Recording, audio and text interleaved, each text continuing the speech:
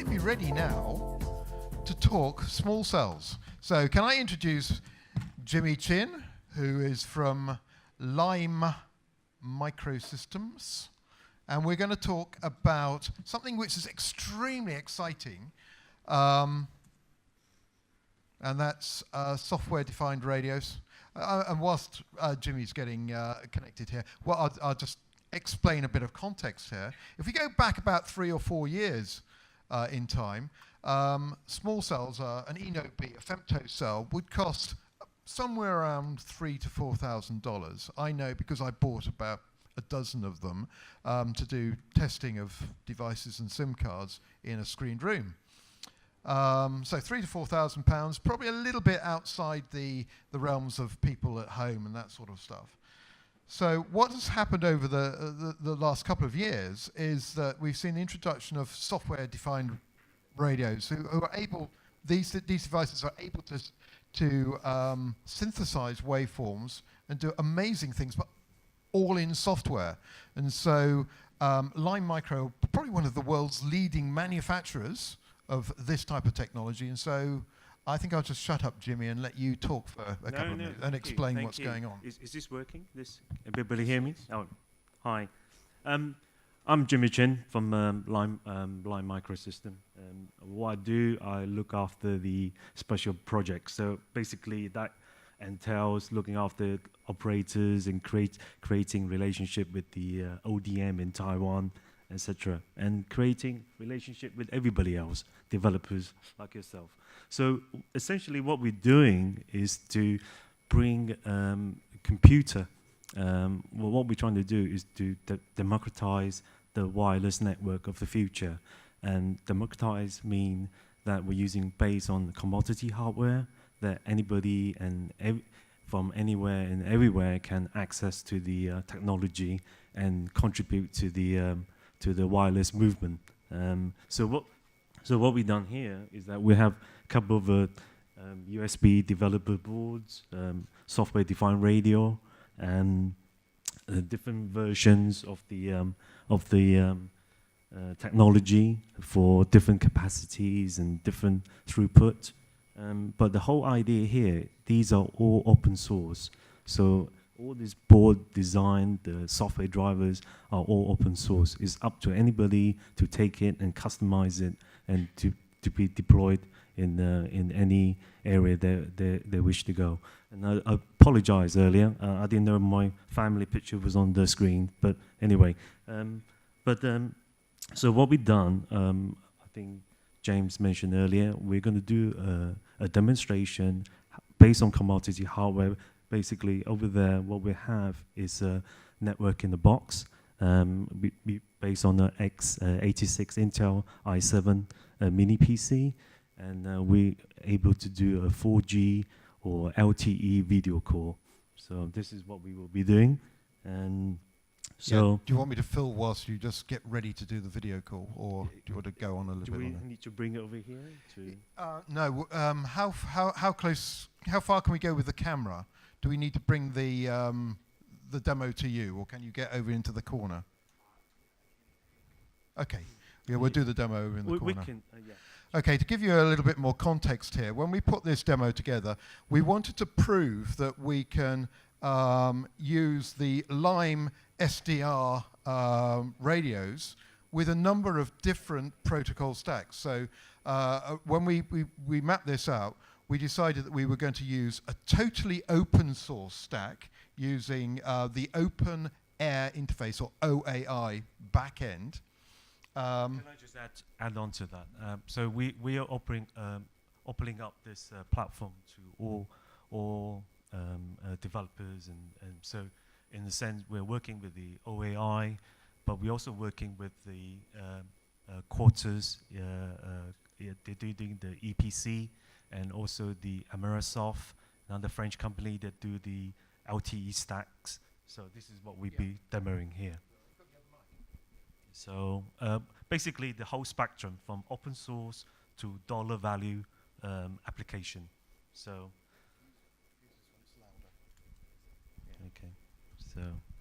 so what we're doing here, is that I'm making LTE call now So I'll be calling my colleagues, and then he will be passing the phone to people. Okay. So this is working over LTE, I think on band 3, is it? Or which band are we on, Ricardus? We're on band 5. Yeah. So we're running... Yeah, go show around. Go, give it to anybody.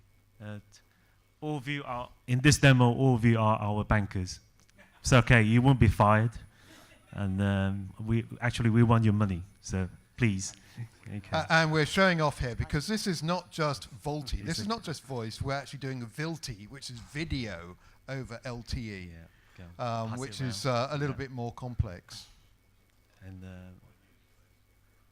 sorry? Thank you. Remember, Dean, where you saw this first. So essentially here, what we have here is that we're demoing a private network, if you like. So in this room here, we can share videos, we can share, we can talk about, well, you can share any content really. All the application that from Andrew and from the other demo can be over this network too, can be over this software-defined radio through these. Yeah. So what is significant here is we've got a complete mobile network in a box running on commodity hardware. So the one that we're using at the moment is actually the Quartus ECX. EPC. EPC. Yeah. No, ECX is the brand name. Yeah. EPC is what it does. Yeah. That's the problem with LTE and all this 3GPP stuff. It's full of these 3-letter and 4-letter acronyms. And it's all makes the whole thing very difficult to get into. But yeah, but I think the other theme of this event, this summit, is that we're partnering with Canonical Ubuntu, especially with Martin here, creating App Store. So what we like to do also to engage developers, hackers, makers like yourself, to create apps on top of these network in the box. So LTE, this could be an app you can download, you can purchase it from Ubuntu Snapcraft, Snappy App Store, and it can be a LoRa app, or it could be any other kind of application that any of you can think of, or anybody else can develop, and either be open source or can be a dollar value attached to the app. So this is what we're doing. Summarizing that, what we're saying here is that we can use multiple different waveforms. So we can do 2G, 3G, 4G, even 5G waveforms, perhaps with the narrow band IoT waveform. And you may even be able to run them concurrently. Yeah, and with different software on the back end, yes, which you control. That's right, you control, and also you can build on top of that. Yes. On top, not just talking about the wireless here, but on top of the services that you can create. Okay. But you know what, Jimmy? There's one really essential bit missing, isn't there? You know what that is? If you want to run your own infrastructure and you want external people to come in and join you, you're going to have somebody providing a service in the back end which allows other people, say you've got an AT&T or a Vodafone SIM, to come in and roam onto your infrastructure. Because the problem with this at the moment, Jimmy, is that it's a little private network, and you've got your own private island of LTE, and that's a bit of a problem, isn't it? Oh, I haven't shared that with you. We're going to become our private network operator as well soon. Yeah, well, sorry, James. No. He's winding me up. Yeah. So what I'm trying to say here is that to make this really, really, really useful, you need to have somebody come along and offer some kind of service in the back end, which allows all these little tiny islands of LTE, the private islands, where you've got people doing ViLTE on their little private island, so that you can communicate with the rest of the world. And perhaps you might want to charge for services as well, that sort of thing. So not wanting to give anything away, because today I'm a TruePhone employee, but there may be somebody offering a service that does that in the near future, which you may like to plug into your private LTE islands. Yeah. Just an app away. Yeah, and it's all app-based as well. just a snap away. That's it, Snapcraft, that's right. I won't repeat what you said about Snapcraft yesterday, but anyway. Okay. So, Alan. So, Okay. what we haven't talked about, we talked about the Quartus ECX. Quartus is a commercial organisation, and if you go to Mobile World Congress, you go to Hall 5, where all the small cell guys tend to hang out in their little corner. If you go behind the scenes, inevitably you'll find a Quartus box running the back end of all the small cell stuff. So it's more or less the default in the industry. There are other people who produce commercial EPCs and back-end bits and pieces, like Microsoft. What's the name of the North American team who do it? There's another one in North America. A number of people who do this, but the one that we've been using is the Quartus ECX, and that's one we're using on the demo. Yeah, but exactly. Quartus has been very supportive, and they're good at what they're doing. But we're also engaging a lot of developers out there. So this is what we're doing at the moment with the Lime SDR, is going through a crowd supply campaign. Not so much for the funding, more on the developers, getting all the developers pledging for these boards that we have and develop their apps on top.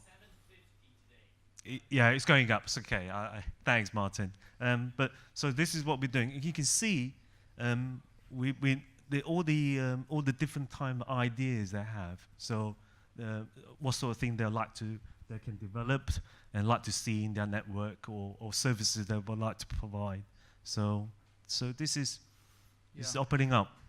Yeah, and the wonderful thing about these software-defined radios is that they're not tied to one application. They can do lots of different things. So there are examples down here, some of the things that you can do.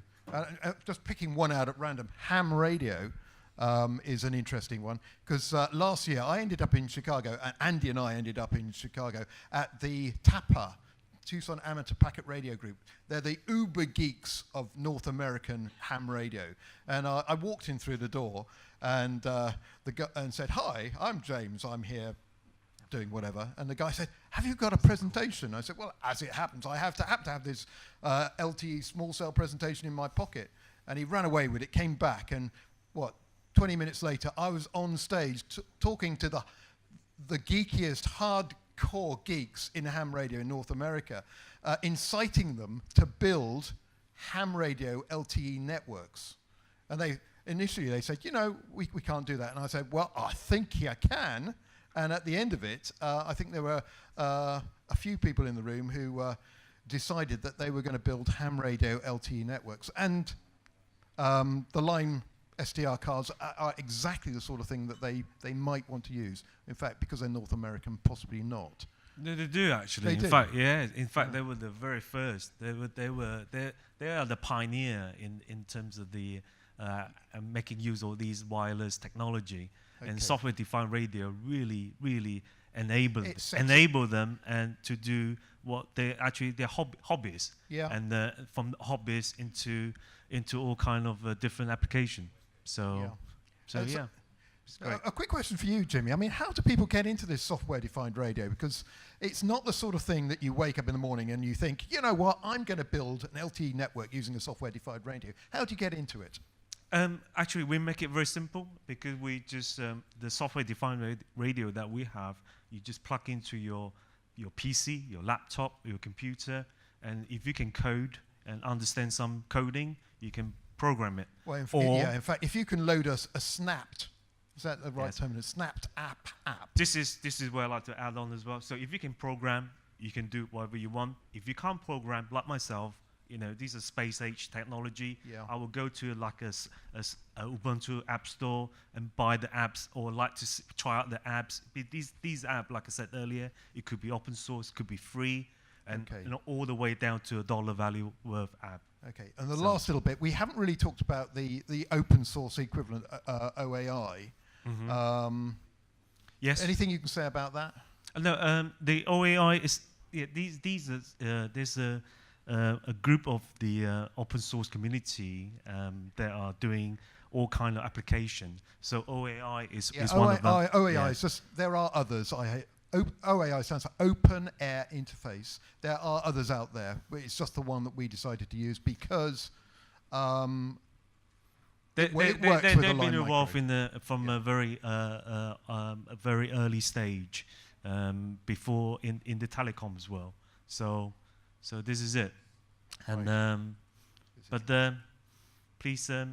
oh, you want to share something else? You know, I just wondered whether we could get a shot of the development Lime SDR device in its cardboard box. Oh, I see. I see. Because we you've got got- the case one. Yeah, well, And, you've just got to see and, this. Where's the one in the metal case? The little tiny one. This, Yeah, here we are.